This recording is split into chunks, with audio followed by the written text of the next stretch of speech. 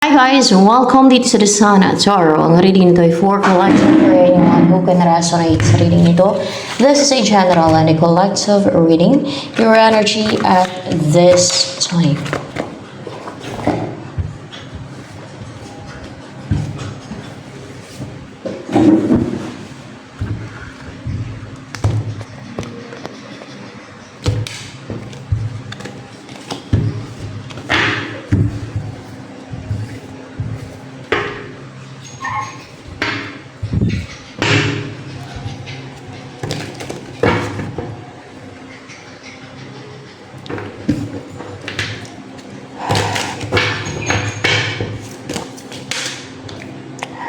Seven of Swords in reverse.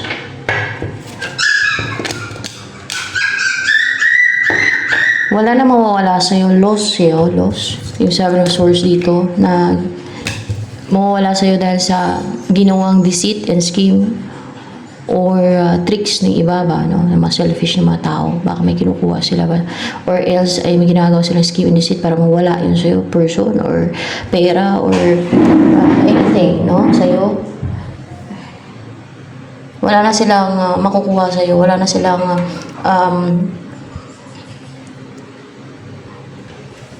magawang pananalsi sa'yo or hindi ka na nila manakawan, nakuhaan, ang kung ano sa'yo. And judgment in reverse. Clouded nga lang judgment mo ngayon. The way ka mag-isip, clouded, may nagka-clouded. No? The way you think, pati, may nagka-clouded sa judgment mo. Pwede influences ng iba yan. Or suso ng evil forces pati din. Kasi you know what? Pag nandito sa mundo ay may mga ganun kasi na nagpapa-clouded sa isipan or judgment na isang tao. Yan. So ano pa? Ang about sa'yo.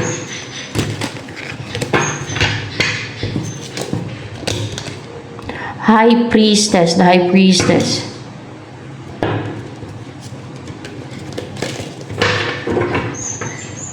Intuition. Wala kasi na intuition mo, your spiritual, may alam ko spiritual. And, may mission ka ba? May mission? Wala daw. Wala kang mission. Pero may alam ka sa spiritual. Akala ko may mission ka kasi may hawak na, no, parang nakascroll na papel. And spiritual kasi ito eh. Mapag-focus ka na sa mga business, more on material kasi wala ka namang mission spiritually. Pero pwede kang bigyan ng mission kung gusto mo. Gusto mo ba yun? Kung gusto mo, kung bibigyan ka ng God o ni Jesus Christ ng mission. Pero mas maganda nga yung wala kang mission para makapag-focus ka sa finances mo, sa kaperahan mo. Kasi pag may mission ka, may pagdadaanan ka ng mga matinding challenges, guys. Preparation. Mga ganon. At dadaan ka sa parang masikip na tunnel. Mga ganon ba?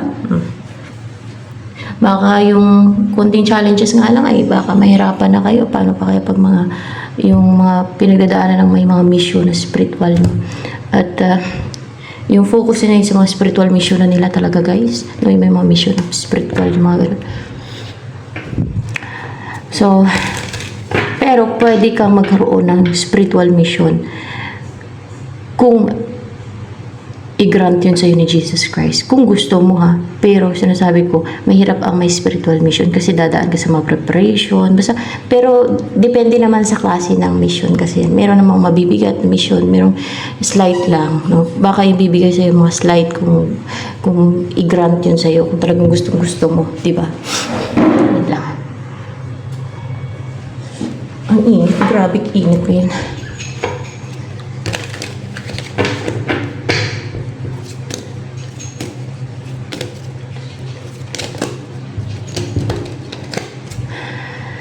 Eight of Swords and Ten of Swords. Clouded talaga yung judgment mo nito. Eight of Swords, oh. Ten of Swords. Pero hindi ka naman nasasaktan. Na-recover ka na sa betrayal, sa nangyari ending sa inner person mo, kung merong ganong nangyari, no? Or kung nasaktan ka, na-hurt ka, na-recover ka na. Yun nga lang, para bang Nawala na yung pain, yung hurt. Pero, clouded yung judgment mo nito. Ito din, oh. Sa ano, parang merong nagbablock sa'yo, may nagre-restrict sa isipan mo, sa'yo mismo, na hindi ka malaya, parang victim ka ngayon, at may nagka-clouded yun sa isipan mo.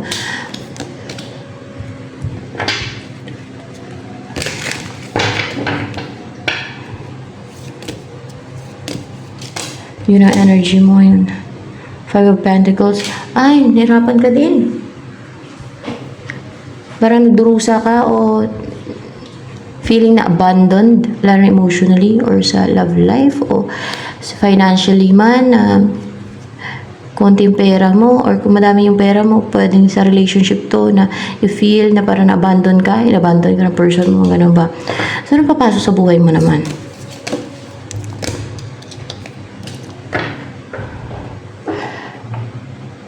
Ex mo. Babalik ba yung ex? Pwede. Upright ka yan. And reverse.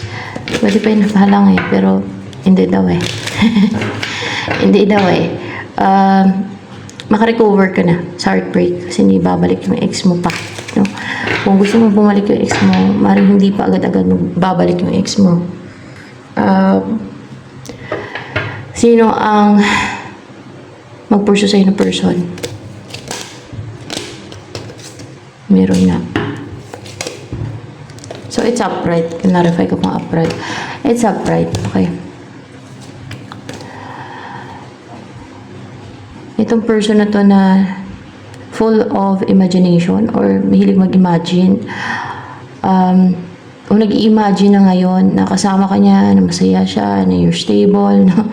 You're stable together, na gusto ko niya mapangasawa, this is for once, magkaroon ng stability sa inyo, maging close kayo sa isa't isa, katulad nito dito, na ang saya-saya niyo together, parang mag-partner and at the same time, parang best friend yung isa't isa, ganon. Yung ganon na relationship ba na happy lang kayo na magkasama, no?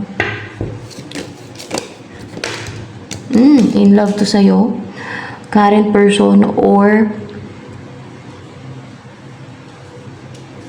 pwede rin current person, lalo kung may ups and downs sa inyong dalawa or may challenges sa connection ninyo. Kung may mga pinagdaanan kayo, ay pursue ka niya. Kumbaga, suyuin ka niya. Ganun ba? Kasi pag-pursue ba? Lang. In love to sa'yo, emotional siya sa'yo, sensitive yung feeling siya pagdating sa'yo. Upright ba yung 5 of Wands? In reverse siya. Kasi hindi naman yung tumalisik eh. Ay, gusto niyo magkabati kayong dalawa o walang conflict, no? Walang conflict sa inyong dalawa. Contemplation. 5 of Wands eh. 5 of Wands. Competition. Ang gusto niya walang competition, no? Walang competition. Na siya lang. Ayaw niya yung may kakumpit siya sa'yo. See? O ayaw niya ilagay mo siya sa competition. Yung may makipag-compete sa kanya pagdating sa'yo. Ayaw niya na pasalo-salosin siya. In love na ba yan sa'yo ngayon? Itong mag-pursue sa'yo? Let's see. Parang palang pa eh. Eh, clarify ko nga. Ewan ko lang basta. Parang ay, hindi. Hindi siya palang. In reverse. Hindi pa niya in love sa'yo ngayon. New person to for sure. Kaya hindi pa in love sa'yo. New person to. New person daw yan. New person daw to. Yan. Type ka niyan, may gusto yan sa'yo, new person. Yan ang mag-pursue sa'yo. Ano nagustuhan sa'yo ng new person na yan? Na mag-pursue sa'yo?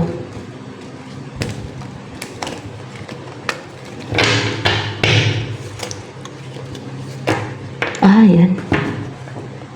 Queen of Water. Kasi ano ka eh, may pagka-sensitive. Yan, sensitive. emotional, loving, affectionate, soft yung personality mo, feminine, and mabait, kind-hearted, at hindi nakaka-intimidate. Soft na eh. And may pagka-emotional ka. Yun talaga. Hindi siya na-intimidate sa'yo. And then, ano yung nagustuhan niya talaga sa'yo pati pa. Kasi, may mga alam ka ng mga malalim. Yung hindi alam ng iba. Mahilig ka magbasa, mahilig ka mag-research, mahilig ka magtanong, mahilig ka maghalungkat, yan. You're intelligent. Your mind is powerful. You have the key to uncover a closed book. Gano'n na, parang silyado na book ba, mga ganun. Book of knowledge, mga ganun. You're deep. Deep. Yung malalim na klase ng tao kasi Queen of Water, no? And ito, you dig deeper knowledge, information. Ano ang gusto sabihin sa'yo ng person na yan? Na gusto kanya i-pursue. It's time for me to heal now.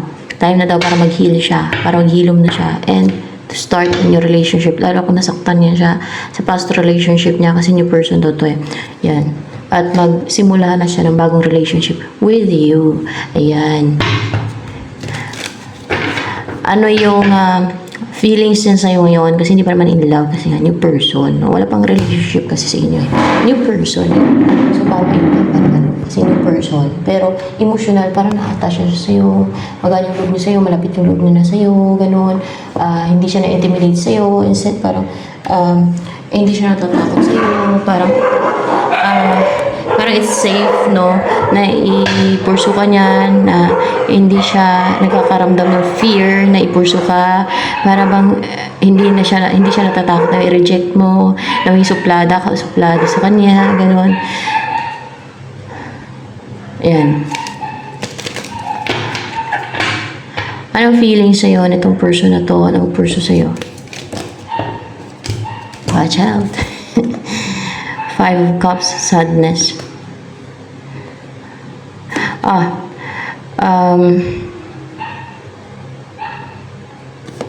Gusto niyo magkaroon ng new beginning sa inyong dalawa. Relationship, na maging lover ka, mag-umpisa ka ng relationship. And meron ditong Five of Cups. Malulungkot daw siya pag ma-miss yung opportunity with you. Kasi tingin niya you're such a loving person. You're so good, no, na klase ng person. At tingin niya din magiging stable ang maging relationship niyo kasi merong 4 of Wands dito. Kaya ikaw yung karelasyon niya. And secured siya and stable. In a stable relationship pag ikaw yung karelasyon niya. Yan. Ano iniisip ngayon ng person na to na mag-pursue sa'yo? Ano iniisip niya? Let's see. Queen of Swords. Iniisip niya na baka maglagay ka ng boundary. Baka maglagay ka na ng boundary. Baka magbago yung mood mo ba?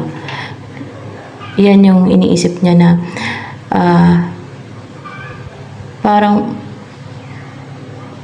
mabait ka naman. Pero kung sabihin niya sa'yo, i-pursue ka niya, iniisip niya baka biglang maglagay ka ng boundary.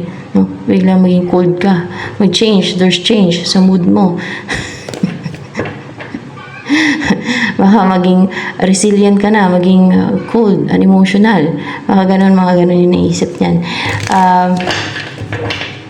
Ano pa ang iniisip niya ngayon? Netong person na to na pursue sa'yo. Normal lang yan. Pagka i-pursue ko na isang person, mga ganun ang naisip niyan. Pero kailangan niya ng a lot of courage, no? Para magawa yun. Upright pa yung 6 of Cups. So yes, it's upright. Upright din siya. Parang kasi na kanina eh. Six of Cups. Iniisip niya na merong soul connection sa inyong dalawa. Kaso lang, iniisip niya din na baka magbago yung mood mo. Baka, yung mood mo ba daw magbago? Kung sabihin niya sa'yo na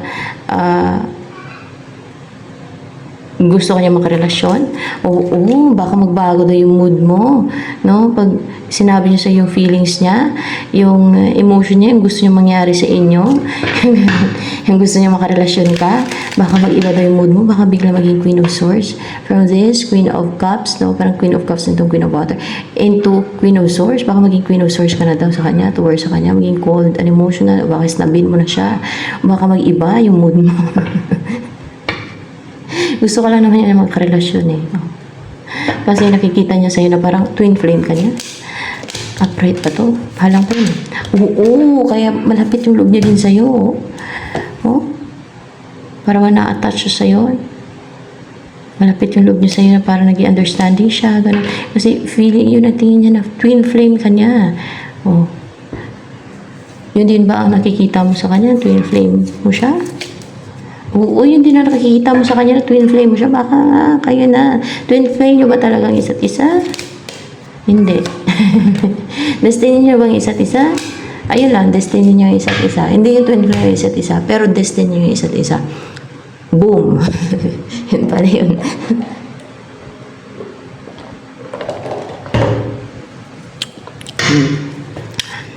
Akala niyo twin flame connection, no? Pero destined connection pala yan. Naka-destined.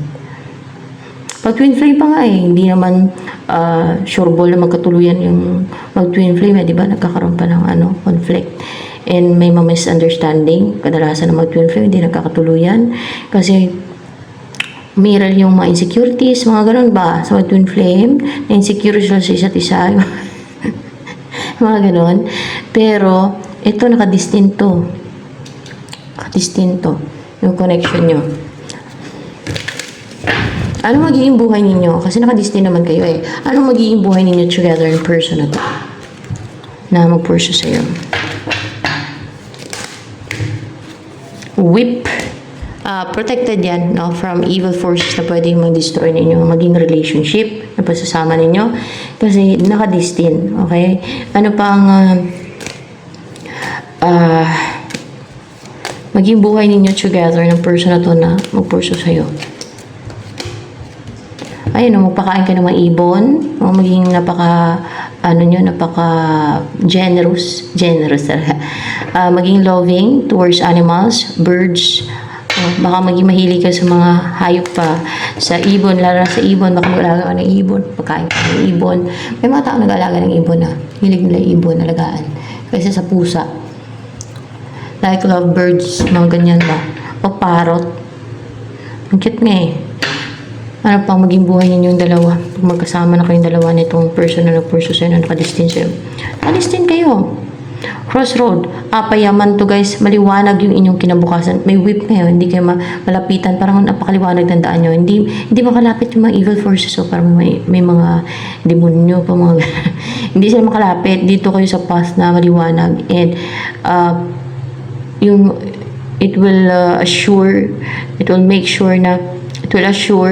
na both of you na positive ang maging buhay ninyo, masagana, abundant, and protected, no, from the evil forces kasi may whip pati dito, and may successful yung inyong pagsasama.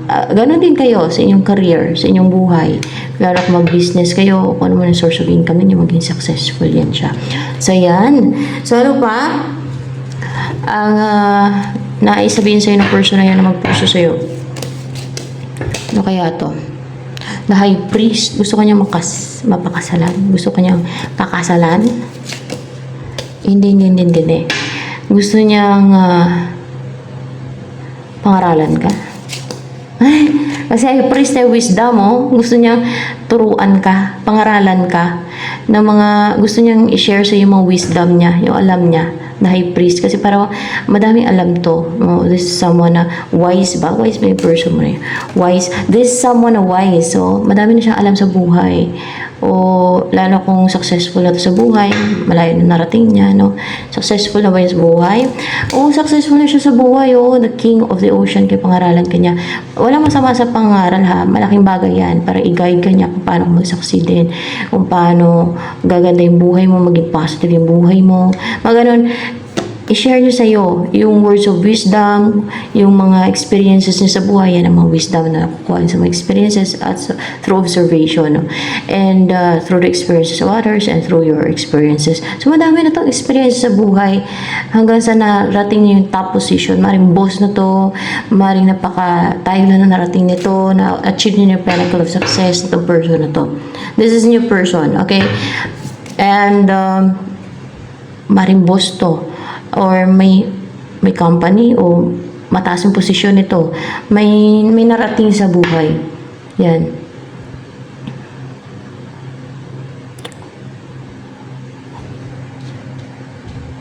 Ganun naman talaga yung may mga narating sa buhay. Hindi yan, kadalasan, hindi yan sila nag-brag. Kung ano man yung narating nila sa buhay. No? Hindi yan sila mayabang.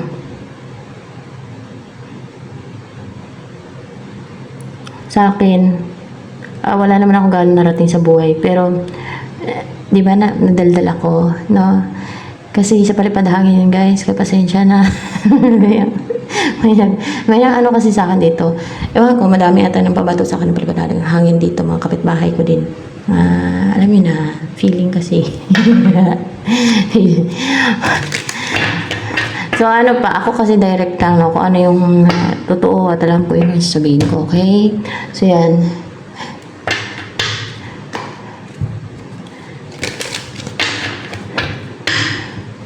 Ano pa ang naging buhay ninyo? Payaman kayo nito, yun.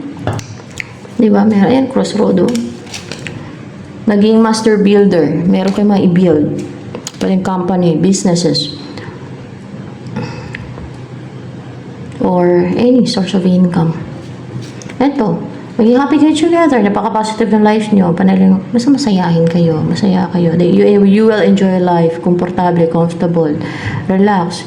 There's harmony and balance, love, no? 6 to sa numerology 15 equals 6 inches of, and you will build a strong bond. And,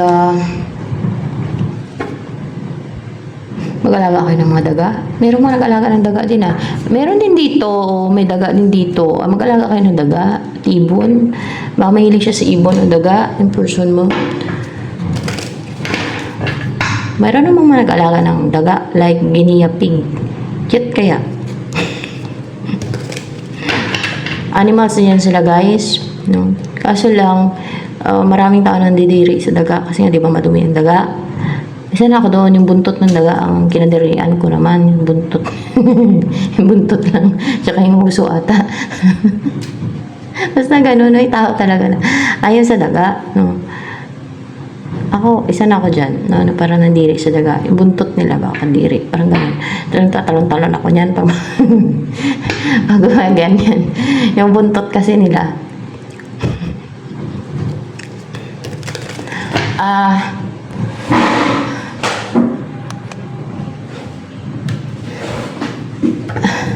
Ano naman ang wish mo magagrant? Tingnan natin, ha. Regeneration. Yung may mag-close ng cycle sa buhay mo, may mag-end ng cycle o may makompleto na, no? And then, you will start another phase. O magkita na kayo, mabuo na kayo ng someone for you.